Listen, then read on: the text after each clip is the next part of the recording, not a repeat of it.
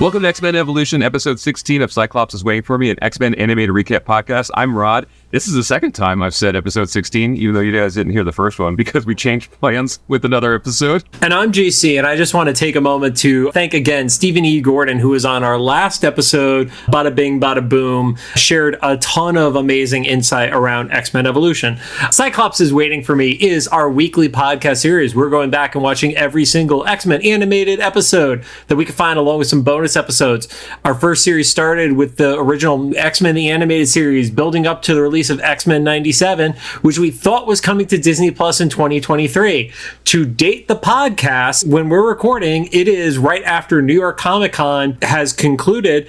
And Rod, did you see the spoiler that came out of New York Comic Con? I did not. Was there actually a date post? No, It was a Funko Pop. Oh, did I see that? Did you post something about that? I did not. Our friend Kevin posted, there is a Madeline Pryor, aka the Goblin Queen, Funko Pop.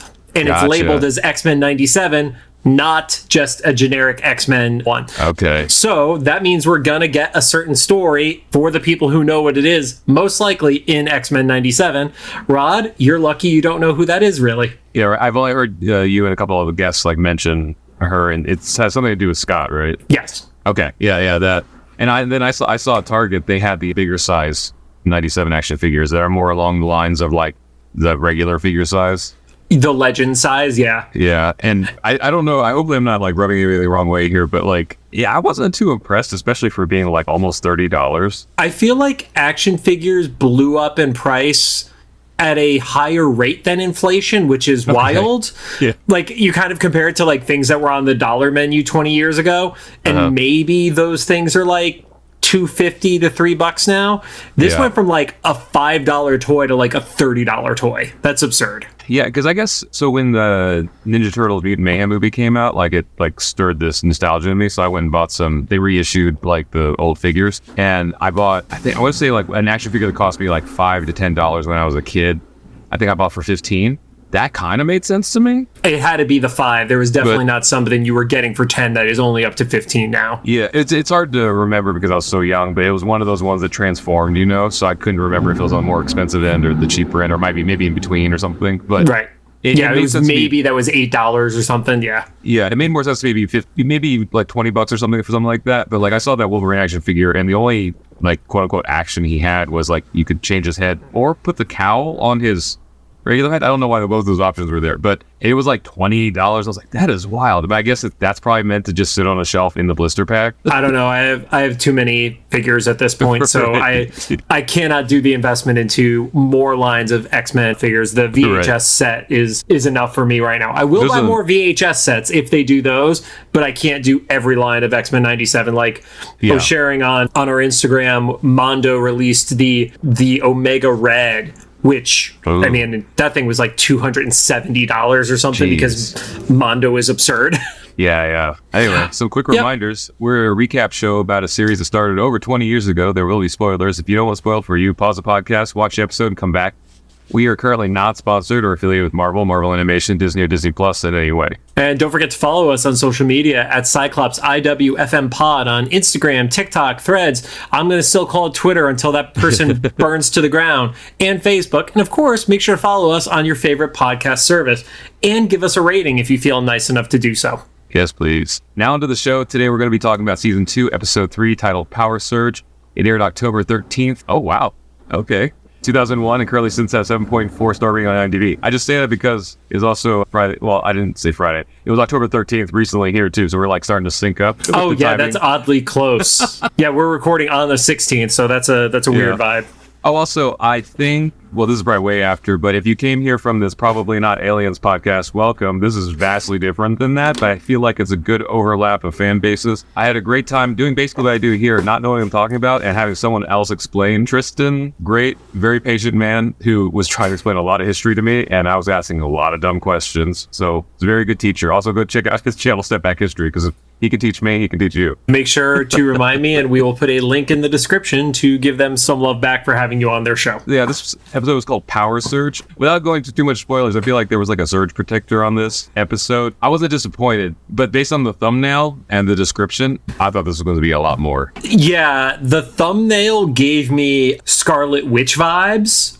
Yeah. Or full-fledged Dark Phoenix vibes. I thought we were at least going to see the start of the Phoenix, or maybe we did. And so, anyway, before we get into any spoilers. No, there's no spoilers of the episode. We've gone out of order before, sir. I'm not concerned about that. We might be out of order now, right? Because Steven said that he was every third episode, but the airing order might be out of whack, and nobody's really sure right now. Right, and this one would make sense to be the second episode, considering the first one ended with that soccer championship game. I could see it go either way, so... I guess it was vague enough, that this could be...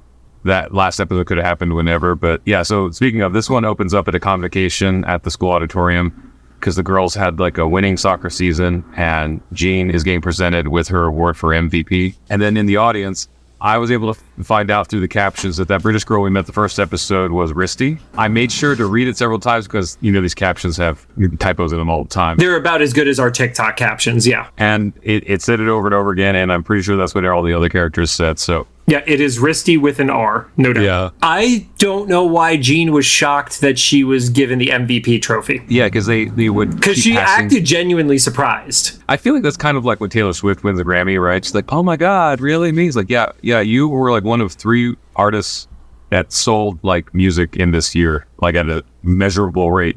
She's like, "Oh, I only scored more goals than the rest of the team combined. I got MVP, really?" Or she's just used to having to act surprised because she's a literal psychic. As we see with this episode, I guess maybe not before, because she starts to give her acceptance speech, and the first thought she hears are Rogue's. Yeah, because Risty's like, "Yeah, aren't you gonna like be happy for your friend?" And Rogue says something to Risty, and then she's like, saying, talking shit in her head, and Jean hears it clearly, which I don't think we've seen so far in Evolution yet. Yeah. So they're kind of introducing it here, which I have to keep reminding myself. These kids are in high school, so not exactly early puberty age or anything, but like still a lot of things are developing, especially superpowers. And so she hears her thoughts at first, and then Rogue is like, "Why are you looking at me?" And then she starts hearing, like, she hears Scott's voice say, like, "Be calm, just get through this," and then just systematically through everyone else she knows, and then some other people that we don't know, but presumably Jean knows of, at least, like other strangers in the crowd and stuff. Like you get Scott and Kurt being supportive.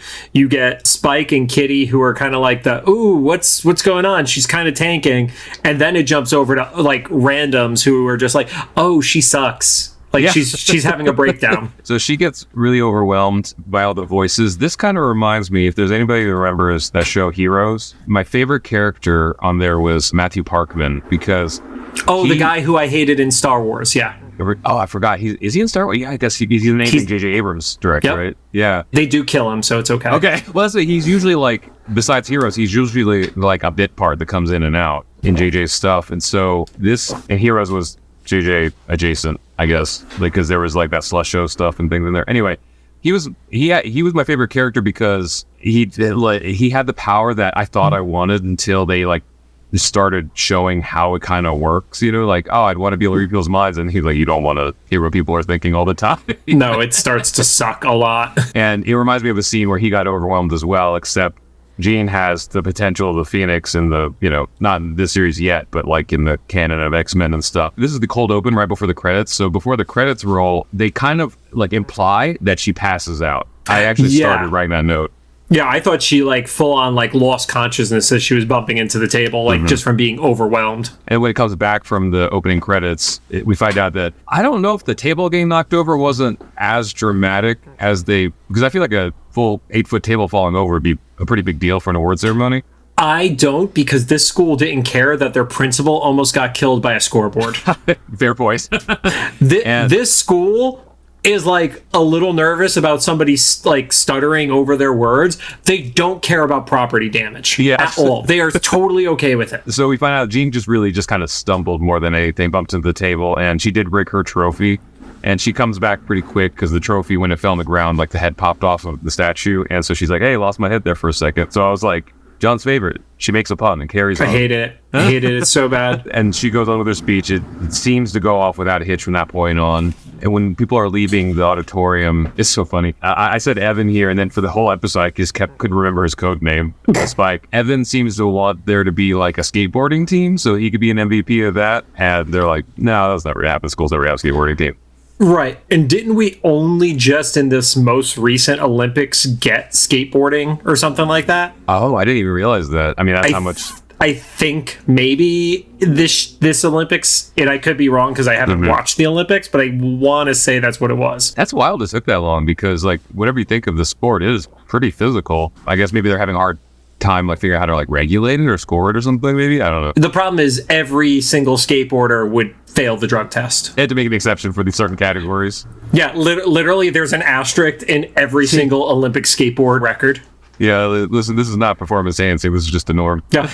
If anything, they're going to have less energy. So. Right. And curiously, Lance takes Kitty to chemistry, and she doesn't seem to resist. Yeah, that stood out to me as well. I was like kind of surprised by that one. I know that this is a high school drama. I just can't, I guess for me personally, maybe it's because I'm older now, I can't get it out of my head that he tried to murder you earlier a few times, right? Yeah. So, I don't know. Yeah, I mean, literally the previous semester, and then outed your entire crew at the fucking soccer game. Maybe a couple weeks ago almost or something. Yeah, I don't know. Yeah, dude. Hormones are the most dangerous thing to a superhero, I guess. There we go. And Scott finds Jean at the end of the stage and kind of confronts her about like the episode she had, and she kind of brushes it off and asks if Scott's going to Duncan's party, which I refuse to believe that she didn't know that wouldn't be a weird thing to say. Yeah, like she knows they're not friendly. Like it's not like they pretend to be friends in front of her or anything. Like they're definitely aggro around each other. So and now we know that she can hear thoughts. Even without that, yeah, though, right. Like that's a fucking read the room scenario. So she's like, oh, unless he didn't invite you, well, I'm inviting you. Which also, if I mean, everybody listening to this is probably old enough, but in case someone's kid is listening to this, that doesn't work that way. Especially because he's gonna go without her too. It's not like they're even arriving together and he was her ride or something like that. Yeah, and then we go over to but she also guilt trips him too. Yeah, because she's like, oh yeah, be there for me. It's like, oh, this is gonna go poorly. I just had a little flashback to a moment where I was seeing someone and I got invited over to her place where she also invited her ex but didn't tell either of us. Oh, that's actually, not awkward. Actually, kind of funny. I don't know why, but her name was Jean and she was also a redhead. Right? Yeah, also a telepath. It's kind of synergistic. We were over watching the Olympics. I don't know how it came back to that. Somebody's going to do the math and figure out which relationship that was. Anyway, that was a while ago. I want to know who cares that much to do the math from. Yo, I don't know anymore. People on the internet figure out weird things. If we have fans that care that much, I think we've hit like a champagne problem. Yay. So then we get to the chemistry class, and my note, even though it's kind of reductive, is pretty accurate. Kitty laughs at Lance's fart joke. Yep. Because they're making stink bombs. I thought they were joking about it initially, but we find out that's really what they're doing. I was not expecting it to actually pay off with them being told they were going to make stink bombs. Yeah. And so Lance makes a joke about, Blob makes his own stink bombs at night, if you know what I mean. He farts, and only big people have gas, I guess. Yeah, it felt like the laziest possible joke, and he like leaned into it. It wasn't like, oh, Blob stink bombs. It was like, yeah, he can't help himself. But it's like, just, okay, we got the joke. Stop adding more onto the joke. I kind of actually, it would have been funnier, I think, if it would have been like the whole Brotherhood, like Toad obviously stinks and stuff. There was a whole thing there. It's like a little nitpicky, but I just thought it was funny. And then I hear someone recite some sort of literary quote, and I was like, this is definitely Beast. He walks in, I was like, that's Beast, right? He's not blue yet, but like, you just, even though his voice sounds nothing like the 92 one, just that his first introduction was a quote, and he walks in and he's like really like stocky. I was like, that's Beast. And then he immediately says like, I'm Professor McCoy or something. I was like, okay. Yep. I also love how this guy is the chemistry teacher. He's reciting literature, and he references that he's also the phys ed teacher. Oh yeah. Or it's like they give him three things that are pretty disparate from each other. Yeah. Although where I went to school, random teachers were also like coaches of random sports just because like budgetary. So I kind of get that. Oh yeah. Our AP history teacher should not have been our football our football coach should not have been our AP history teacher, but that's what happened. I'm not going to call anybody specific in my school system because we had a very small school system, and I know people I went to high school listen to this, and they will put too much together and let those people know. Again, I'm glad to hear you think we have that many people from your life listening to this show. I know, because they messaged me about it. Okay. But they'll know what I'm talking about. We know. Wink, wink. Anyway, then I'm just going to call him Beast. Gets straight to the point. He's like, we're just going to cut to the chase. We're making stink bombs. And the whole class cheers. I guess that's the way to win over your first day as teacher. Seriously. Like, let the kids do something destructive and they're going to love you. Yeah. And especially, I don't know if it's the same way with kids nowadays or not, because I don't have any kids that I'm raising, but like, thank God. Just in the 90s, doing stuff that's like gross was the popular thing, you know? I know slime's big now. Dissecting frogs and shit. Dissecting frogs, but also like stink bombs and like the garbage pail kids, you know, like things that were just like nasty. Because it was like, you know, I feel like now like slime has like glitter in it and stuff. You know, I don't. Yeah, like people making slime, it's the equivalent of like gack and phloem. It's not actually gross. Yeah. Yeah. And I think even it's like fucking Orbeez at this point. Right. And I think even gack in our era was meant to be gross, and it just kind of got more and more homogenized, you know? Oh, yeah, of course it did, because literally one of the selling features is if you press the gack into the plastic case the right way, it made a fart noise. Yeah, right. Yeah, I still like that. It's the simple things, right? Right? Little pleasures. So definitely Beast becomes a popular chemistry teacher. Back at the mansion, Scott is running down the hallway on his way out. Kitty just like... After checking his hair. Oh, yeah. And Kitty is casually walking through walls, and Scott almost trips on her, and he has a good point. He's like, gotta be careful. It's like, yeah. So I love that Kitty will phase through a wall and just be oblivious to everything. Like, and we see this again in the next episode too. But she's phasing. She could stay phased for a half a second to figure out what's around her, and instead she just instantly unphases and bumps into people. It's like, you have the opportunity to never be in people's way, and you are fucking it up. Yeah, and Scott, I guess the joke, though, is that Scott he keeps running into the character. I guess it's to remind us of all these characters in the first episode, and he doesn't call out a lot of them. We see I can't remember her name, the wolf girl. Well, first off, Kitty does mention she still stinks from the experiment. Oh, yes. Yeah, because so I guess it's supposed to also, like, move us through time to like a few hours later to after school's out. Outside by his car, Iceman, aka Bobby Drake, is leaning against the car trying to impress another girl who I'm guessing, which you still haven't figured out who that is. I don't know who that is. Yeah. Nope, not going to tell you till you figure it out. But he does call out Drake, yes, like because of leaving his ice everywhere, which is another nice little detail of like, you know, we just assume Iceman, you know, like when he creates those. When I was a kid, it was like he created those like ice paths everywhere and stuff, and they just kind of like go away. But I guess this is kind of very quietly implying that there's like a custodial element to it that he's learned over the time, right? Because here he was using it and it didn't clean up, and Scott slipped on it and like landed on his ass. I think it's Bobby, because he was showing off to the girl making the little ballerina out of ice, and I think he just is very careless with it, and it just hasn't melted yet. Yeah. But the part with Wolfsbane that you neglected to mention, she's also chasing one of the other ones, and I think that was Cannonball who she was chasing. Oh, okay. Yeah, I think. I'm not 100%, but I think it was. And then keen-eyed viewers will recognize who Bobby was chatting with that Rod has not picked up on, and I kind of love this being our own little dumb mystery. I did notice that there was, on the X-Men Evolution wiki on Fandom, there was reference to the ice ballerina being a little bit similar to the ice rose that he made for Rogue in the original X-Men movie. It wouldn't be out of the realm of possibility for, you know, writers to be kind of sharing details or ideas, you know? You just never know what's going to happen, because was it them? Yeah, I think Steven said like they were having sushi once and they hashed out details about something, about like a part of a season or something like that. And you know, you and I both know like that kind of stuff happens out here all the time. Like we just go have lunch and then like a set of ideas for something that gets, you know, executed years later happens. So who knows? It might have been like a little bit like, hey, could he do this? Yeah, and then everybody runs with their version of that idea. Oh yeah, and he also falls down the stairs on that. Like this dude takes a beating. Like he ran to Kitty he's upstairs, having a rough night. And then he fell down the stairs. Once again, hormones, right? Yeah. Like the worst thing for a superhero. And then slides out to his car. I kind of wonder too, I guess we'll find out what the version of Bobby this is in this one, but I kind of wonder if like Bobby was implied that was his car because he was leaning up against it so confidently and it was just like out in the driveway. I think if you're one of the the kids at the Institute, that's Scott's car. Scott, yeah, right. I think it was possibly like, oh, I'm such good friends with Scott that I could lean up against his car and he's not going to get mad at it. Yeah, that's true. Because like all those new kids, they got to know who the one person with the convertible is, you know?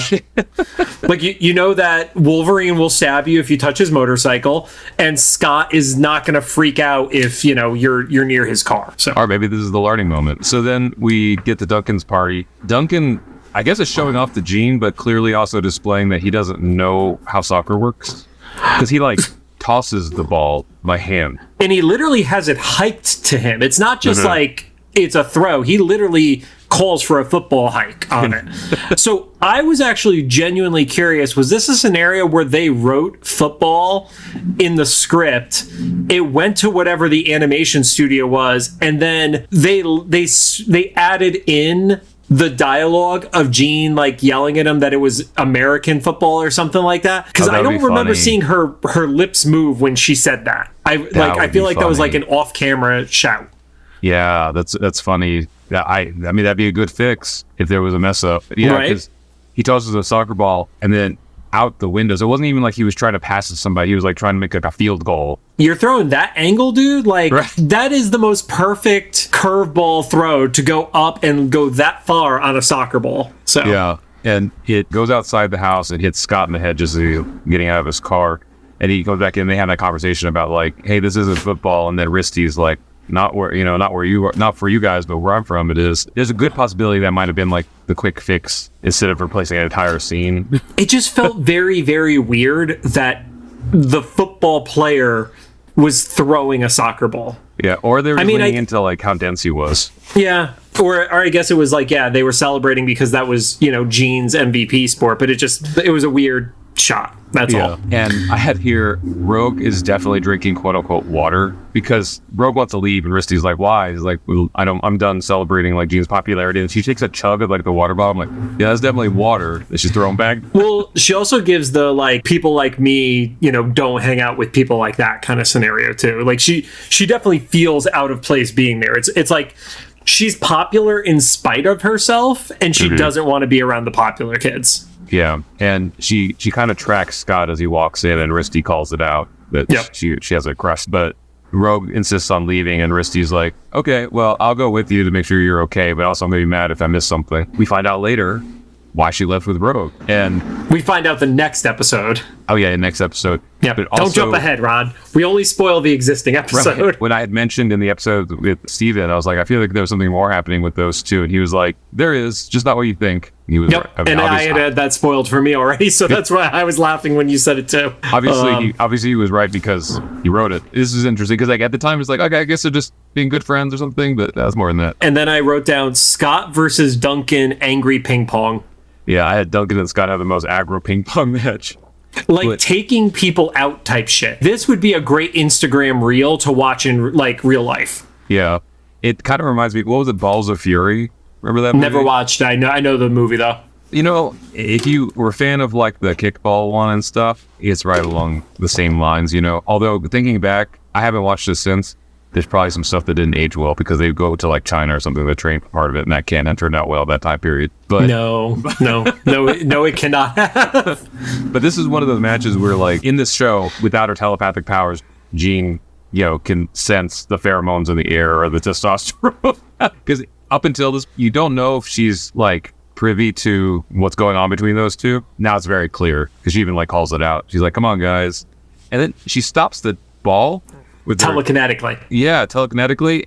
And I guess it was subtle enough that other people didn't notice. He was like, enough. But this, I think the only way that this works is that Duncan is an idiot and he actually doesn't realize the ball got stopped in midair before she grabbed it. Yeah, and everybody else is drunk, are very well hydrated because they're all drinking water. Super hydrated. So Jean takes Duncan away to go yell at him, but then she starts getting inundated with other people's thoughts. I thought they were going to go to a different path than this because the first thing she hears is, what does she even see in him? I'm like, okay, let's do it. Right, but she also says like a pretty definitive line. She says, "Don't make me choose between you and my friend." Yeah, she starts to friend zone Scott there. We'll see the completion of that later. And then she starts hearing a bunch of people, and then she runs off. She runs outside to, even though this is not the mansion, another balcony. They love their balconies. Yeah, as you pointed out to Steve, and he acknowledged, he was like, it's just a great place to have people congregate outside of a hallway. Yeah. Right. Scott's already out there, probably trying to figure out what he's going to do with his life. He's going to just keep losing at ping pong. That's what he's going to do. And I say he spooks Jean, but he was already out there. I guess she was still spooked. I would not say he spooked her. He just reacted, and then she's so in her own freak out world that she telekinetically just pushes him off the balcony. Which I made a note that she basically just force pushed him. It looked like something like a Jedi would do. It's like, huh. And then he went off the balcony. And they do a great job in this show. I know I've said it before, so it's sorry if it's redundant to the listeners.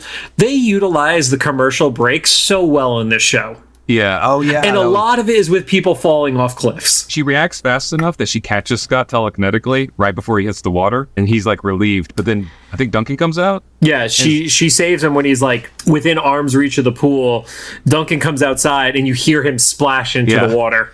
That's kind of funny. And then Duncan yells at him. He's like, "What do you do at pool?" And he has that like 90s one-liner. He's like testing your chlorine levels or something. I guess he's in a better mood now, because before he was getting ready to like kill him with the ping pong paddle. I feel like he should be in a worse mood now. His best friend just tried to murder him. Right. And he's like soaked. Like that's the end of the party. Like they're not going to stay there at that point. Back at the mansion, Jean and Scott are getting home and she blames him. Yeah. She's like, way to surprise me, jerk. It's like, I was standing there. And yeah, they're kind of arguing when Xavier appears and asks what happened. And then Kurt just kind of appears behind him. Risty and Rogue walk into the lobby. And it kind of catches everybody off guard. And Rogue actually accuses everyone else about being rude. But clearly, unscheduled business from outsiders aren't allowed for obvious reasons. And I forget who gets caught first. You had three instances. You have Nightcrawler almost gets caught, and it's just lucky that he is behind Xavier enough that he could hit his little image inducer. And then Kitty phases in, and there's no way that she would have been able to get behind Risty without having walked through a wall.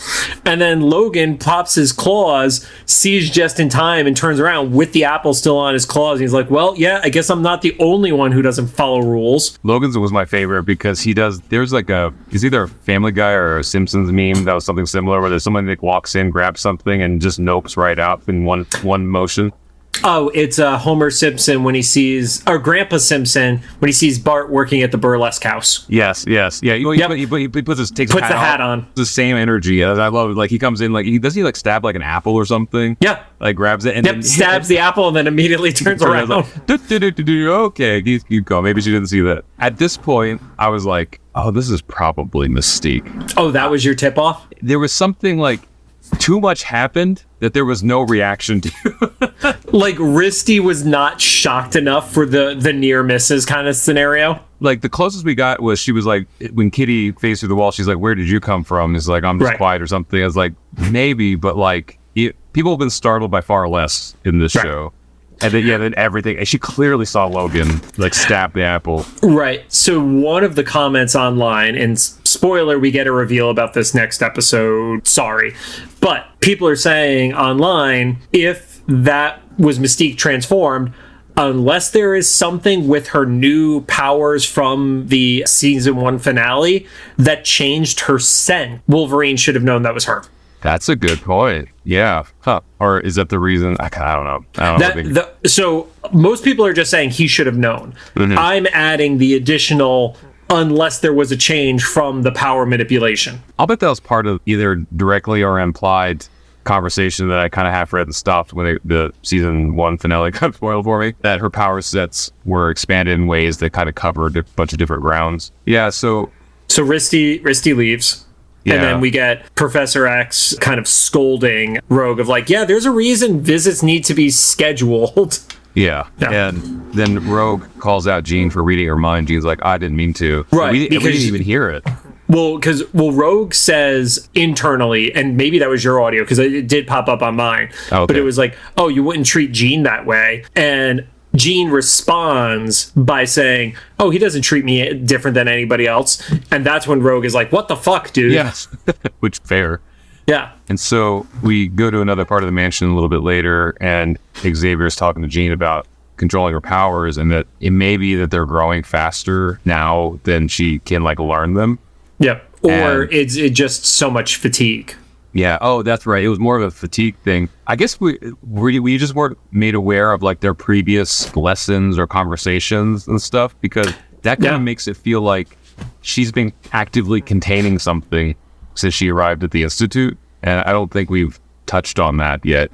No, it's we've seen more of the like control conversations we've talked about with Scott or with Kurt or with Spike.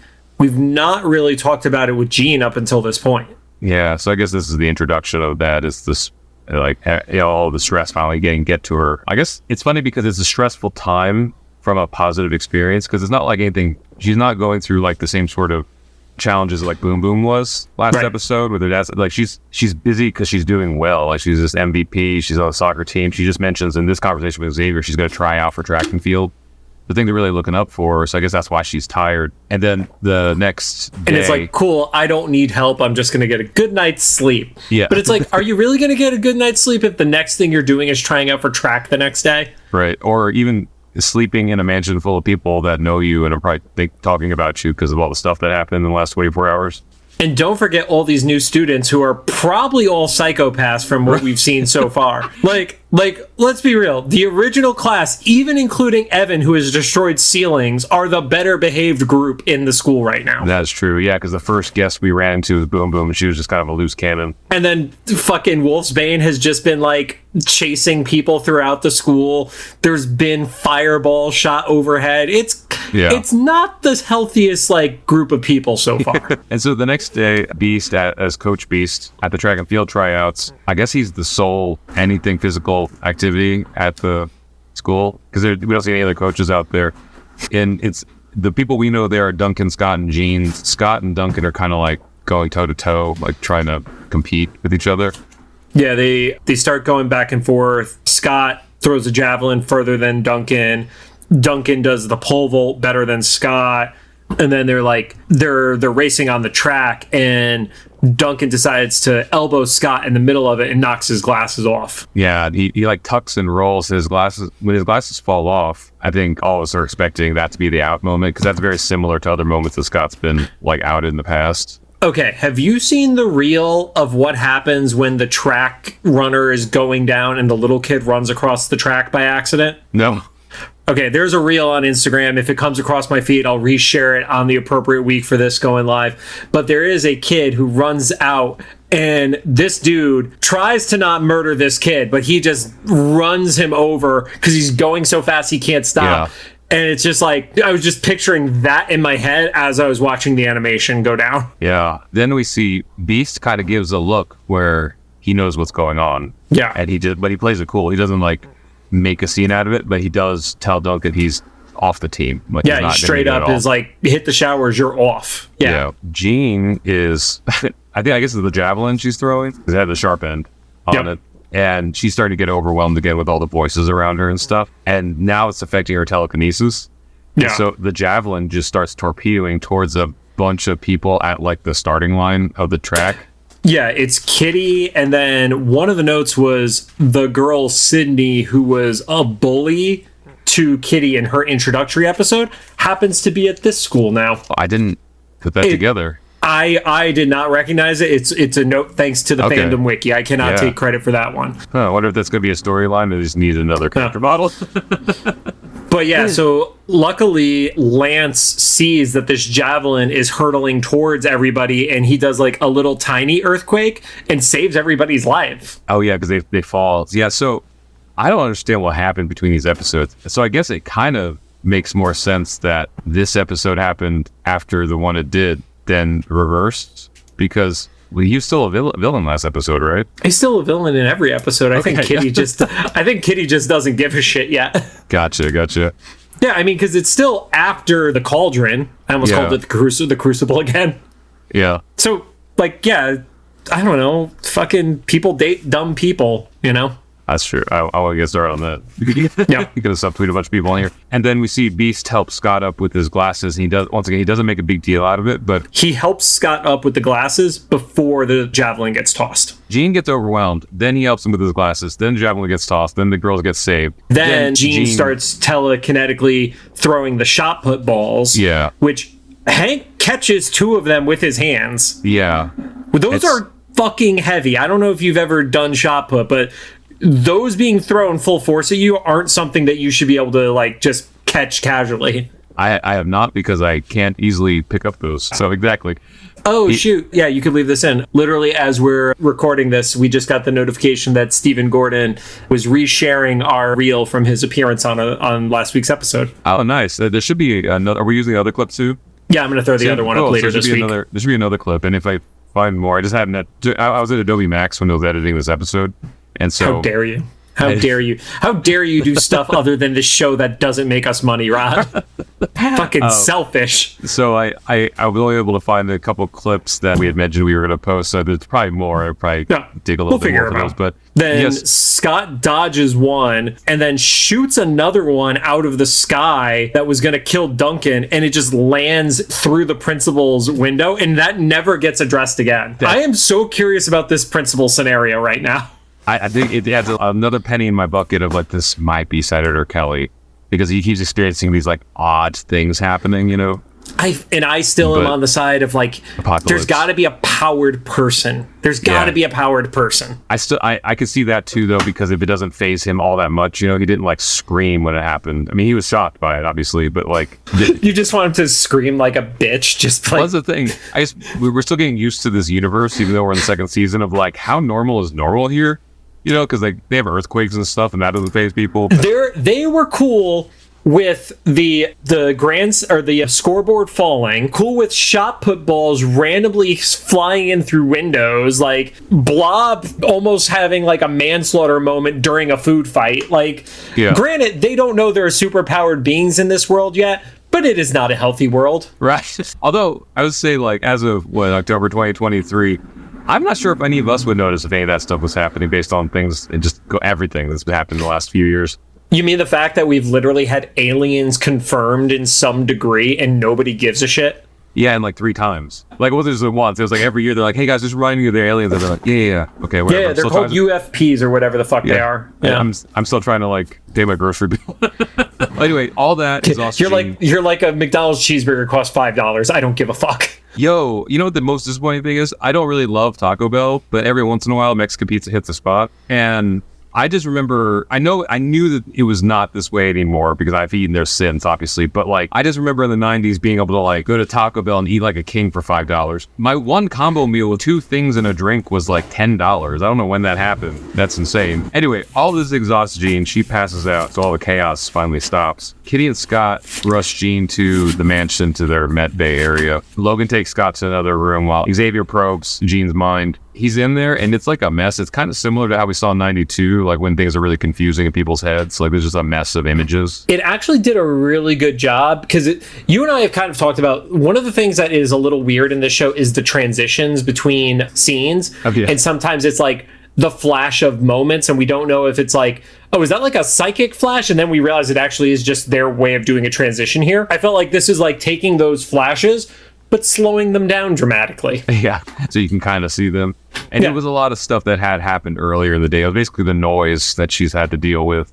Yeah, it was very much this episode. It wasn't like, you know, in 92 where Wolverine's memories could have been like, you know, shit from 40 years prior and stuff like that. It was very much, oh, her day really, really sucked the past, like, 48 hours. So. And then this is where the title comes to play. She has like a surge, like a power surge, and knocks Xavier into the wall. It was kind of like a far less lethal but similar energy to like what Jean Grey does in the X-Men movies when she like eviscerates Xavier. Like, she just like kind of explodes out the room. And also like to the point of just like decimating the walls and stuff like that too. Like, it's not just the room she's in. Like, it literally knocks a hole in and knocks Scott and Wolverine on their asses. Yeah, who are presumably walking down the hallway on the outside, and they're like, ooh. I bet you Scott was standing right behind that door. Right. He was not moving quickly. And I thought that meant that she had destroyed. I didn't know that they were upstairs. I thought there may be a ground level or something, and she just had destroyed that wing like they have done in 92 and stuff. But then the very next scene, we see the X-kids are all in their uniforms, and they're waiting downstairs, and they're hearing a noise from upstairs, and Xavier and Logan bring Scott down, and they're like, what's going on up there? It's like, that was upstairs? And it's I do not understand the layout of the Institute. Full-fledged, I want to see one of those like crossed cut through, you see the building from the side, like, you know, old school Avengers Mansion style. I want to see what the layout of this building is. It has like portals to other dimensions and stuff. No, we don't have magic on it yet. And I don't know if we get her in this show. Oh, that magic. Yeah, magic with a K, not the concept of magic. Yeah. And so it's almost Looney Tunes-ish, because you just hear this like abstract noise coming from a distance of like destruction happening. Just shit crashing all around. Yeah. And then the kids are all discussing like what they could possibly do. And Rogue offers to, like, you know, I don't know what the other word is, like absorb Jean. I just think absorb is like the word I've been using for this, or like, I guess, is that how we're describing when she offers to do that to be? She does a lot in the show. I would say drains, but I don't like the phrasing of that now that we're saying it out loud. Yeah, and also it's not like complete. Like she just said, like just enough to take her down a peg. But then Xavier brings up a good point. She's like, if she can't handle it, you definitely can't handle it. Which, valid. Yeah. Like, we saw what happened when she absorbed Storm. Like, she can't handle a power overload. And they're, you know, as much as Rogue doesn't like Jean, you know, they have established that Jean and Scott are the more trained of everyone here anyway, and Rogue is one of the newest, you know, people here. So, like, yeah, and she's not in a great headspace either. So Scott realizes that he's close enough to Jean. Either that or he's, like, way too confident. He's like, well, what if she does that and then I give her something to focus on? I was like, ooh, bold statement to make. My dude, okay. And Xavier's like, yeah, that checks out. Let's do that.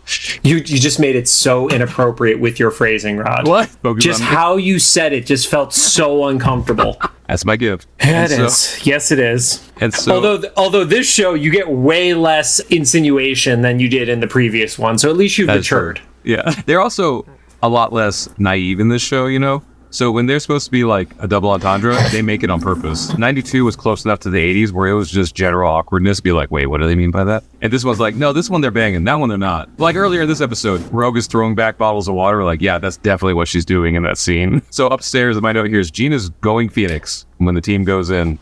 She's not quite, but she is very similar to what I feel like we see before with Phoenix and Jean. And this is where we reference the thumbnail where, you know, the imagery, the only reason I wouldn't say going Phoenix because there's no fire in it, but it very much gives me like Wanda Maximoff vibes. Like there's very much the Scarlet Witch feel of like everything is dark and spinning around, and if you get too close to something, you're going to get your face sliced open by like a random, like, I don't know, like a scalpel because they're in a med bay. Like That's really true. Isn't the safest spot to be. Yeah. And upstairs, I guess, so you might get thrown off too.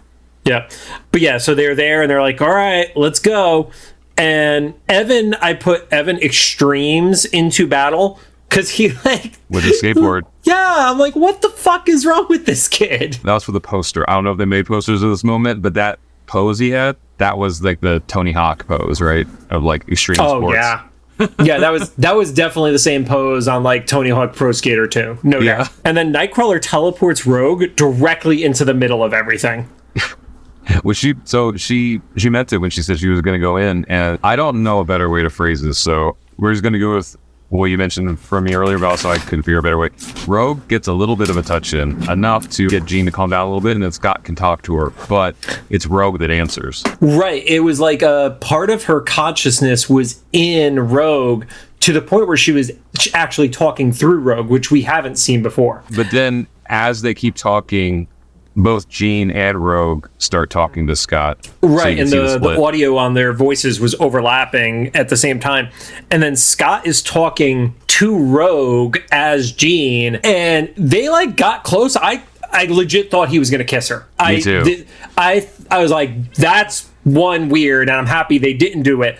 But I definitely got the vibe that it's like, oh, that could have been a choice they were going to make. It was the moment how close they got, and also the music. Like everything just like kind of swelled up to like now was going to be a big romantic moment. And yeah, I'm glad they didn't do that. So Jean calls out Scott's name when she finally like realizes it's him there, and she comes down off of the whatever that was, surge, I guess. The power surge, the title of the episode. Yeah. And Rogue is like unpossessed, I guess, at that point. It was funny because he debates if he's going to run away from Rogue because she's obviously like in pain from the experience. But he's like, oh, they're holding on to her. I'm now going to run to Jean. And Rogue is a little sad because even though Jean was speaking through her, it seems like Rogue was aware of what was going on. So she got to see Scott that close talking to her as Jean. Yeah, she got to feel it, and I think this is where, if part of what your power is as Rogue is to absorb somebody else's powers, and Jean has the telepathy, so she's experiencing it too, like almost the way that like we would say just a person who considers themselves an empath would. I think she actually felt those emotions that Jean was feeling in that time too. Oh yeah. So I don't know if they'll touch on this later, but Rogue might be the only one that knows if Jean actually has feelings for Scott. They're just hiding them. Interesting. I think she probably knows better than Scott does at this point. That sucks. Yeah. That's a love triangle, man, that you can only do in superhero things. Is like if the girl that you don't have feelings for but has a crush on you actually objectively knows if the girl you have a crush on has feelings for you. That's a CW show. I mean, this was on WB, which became CW, so you're not wrong. So Scott goes to, this is later on, Scott goes to thank Rogue because he acknowledges how dangerous that was. Yeah, Rogue is like sitting by a windowsill. She sees Jean like relaxing / posing on a bench outside at the Institute. Yeah. And Scott's like, why, I don't know why you did that. And Rogue confesses that she realized that Jean would have done the same. And I'm not quite clear. I'm assuming she knew that before absorbing Jean because she did before, but maybe it was made more clear when she absorbed Jean that she like knew objectively that that would be the case. Well, it starts off with like Scott, is thanking her and checking on her. And, asking why she does it. And Rogue was like, oh, it was nothing. Like, she tries to brush it off. I don't remember if there's been a moment where somebody actually has, like, turned that around and been like, no, it actually was. Like, you made a difference and you saved somebody's life. I think we've all been there, especially, like, younger years where it's like, I don't know if it's imposter syndrome or what this specific phrasing would be for it, but like you do a thing and you almost are like scared to get the recognition for doing it. And that's what it felt like Rogue was here. Like she didn't want to accept the praise for having done the right thing.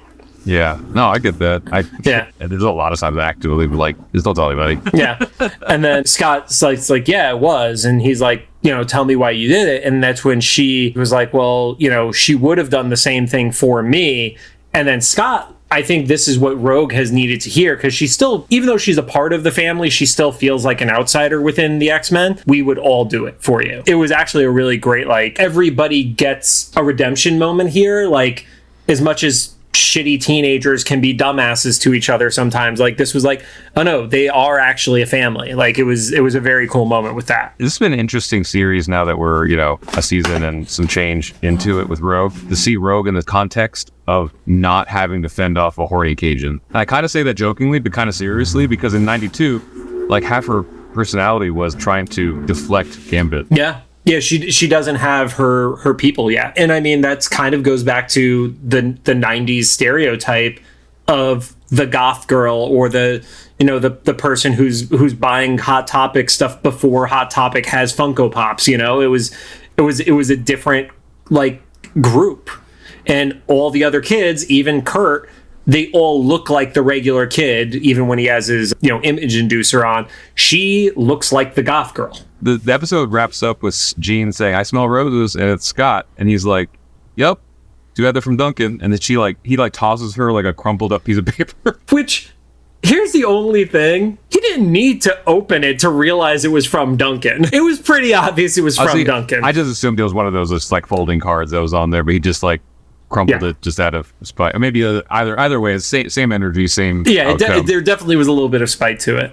But then you get the cool moment with them where she's like thanking him and you know me better than anyone has or ever will be, something along those lines, which was what he said to her via Rogue. Oh, okay. It was literally his direct quote shot back at him from Gene. Okay, so she was aware. So she does remember, because he asked her like how much she remembered. She was like, yeah. Sorry, I jumped over that entire part. Yeah, no, but that makes, I didn't realize that was the same quote, but now that makes sense, because my note just said, oh, well, she friend zoned him. But it's sweeter that she quoted him back, so like it's the start of something now instead of like her putting a boundary on it. Yeah, and then that was I guess it was like a tease of what maybe might become a Phoenix-ish thing. I'm gonna assume they don't do the Phoenix Saga again, but I don't know. Well, the only thing I'll say about the phrasing of again, just got to remember, the only Phoenix Saga stuff that we've had at this time was the actual comic itself, X-Men 92, and then when did X3 come out? I have to look that up. That came out in 2006 in the movies, so it would have only been the comic in 92 as your Phoenix references at that point. Okay. Yeah, so maybe we don't know. I guess we'll find out. We don't know. We're watching through this with fresh eyes, so. And we didn't have the awful reference to, Brett Ratner's garbage direction of The Last Stand. But at this point, everyone on Earth knows my perspective on any of the Fox X-Men movies. You don't like any of them? Only one that kind of liked was... I did like Logan, but once again, if you didn't like Logan, we probably shouldn't be doing this show. But that was the most separated, and it also kind of like denied the rest of the series in a way, because it was kind of unclear on what timeline that was. And then my second favorite was Days of Future Past, because it literally erased all the other movies before that I didn't like. Do not watch the Rogue cut, because there's an alternate cut that keeps it within that continuity. Oh, that's funny. Yeah, I don't know. I mean, if it makes you happy, that's great. I'm just glad we're beyond it now, because I did not enjoy those at the time. And anybody that says like they remember me liking it, you didn't know me. You wrote that in, because I did not. I was pretty outward with my opinions on what I thought about those movies. It was mostly that even before the movies came out, it was like, why are they in black leather? Like that. I mean, that was because it was the 90s and it was just after Blade. Yeah, Blade and The Matrix. I feel like The Matrix, was a good movie that is like what I say about like Dave Matthews and music fans and stuff. Like, good band, good movie, ruined everything else after that, because everybody tried to copy it. But because the black leather happened in the movie before the Grant Morrison run of New X-Men, which is when they started doing leather in the comics. Oh, okay. Yeah, I didn't. It was mainly that, as a kid growing up, like the 92 series and the few comics I kind of saw, like the whole point was their distinguishable outfits, like, have you played the game on like TikTok or Instagram or something with a filter where they just show you the color palette of the characters and you guess the characters? And I feel like at worst people get over half of them, because that's how good the palettes are, Or the ones where it's the rectangles and it's height based on color patterns. Yeah. So anyway, as we'll find out how that all ties into this crazy whatever the multiverse stuff is going on right now. Yeah, I mean, honestly, I really dug this episode, whether or not it does go in the route of the Dark Phoenix. I kind of, and please do not spoil this in the comments before I say it, I kind of want there to be that love triangle. I want this show to be the one show where we could get Rogue in a relationship with Scott. I want to see how that story gets told. Whether or not that's what they ended up giving us, I don't know, and I don't want it spoiled for us. But having watched it play out the way that it has so far, I will be sad if we don't get it by the finale of this series. I want that from an interesting story point. Me as a person doesn't want that, because I get anxiety about stuff that is critical to storytelling.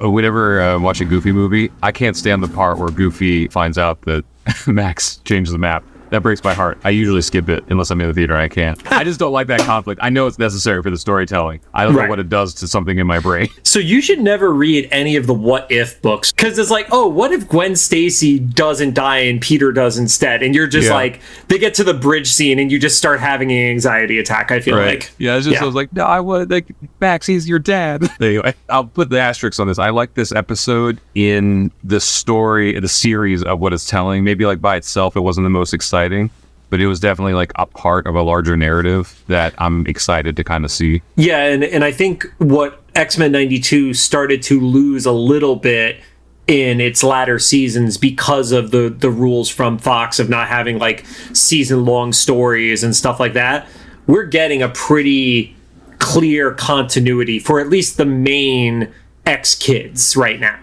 Yeah. Jean's still playing soccer. It didn't like change till like she died and then became the MVP or something. A posthumous MVP would be so dark. Well, it's just because, like, even though I don't remember all the episode mix-up when I was a kid, I do remember there being a couple episodes when they aired out of order. Like, didn't she just die? Oh, yeah, where she died and then she was back. And then because of the airing order, her, like, memorial happened a season later and she was alive again and shit. Yeah. So, at least there's not that. But, yeah. Any other thoughts?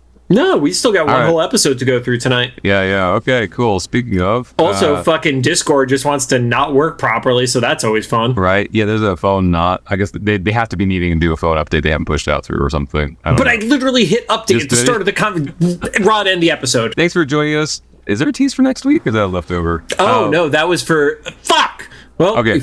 Hey, Rod, we played our favorite game of John fucked up the script and you found it. No, it's fine. The tease is we're going to be back. Anyway, if you have any thoughts... It's the worst tease ever. Make sure to drop them into the comments for either the YouTube upload or official Instagram post about this episode. If you like what you heard, we'd appreciate a rating on the podcast app you're choosing. Find us at Apple Podcasts, iHeartRadio, Amazon Music, Spotify, Google Podcasts, and CastBox. We're still counting down the days on CastBox. Are we? Are we?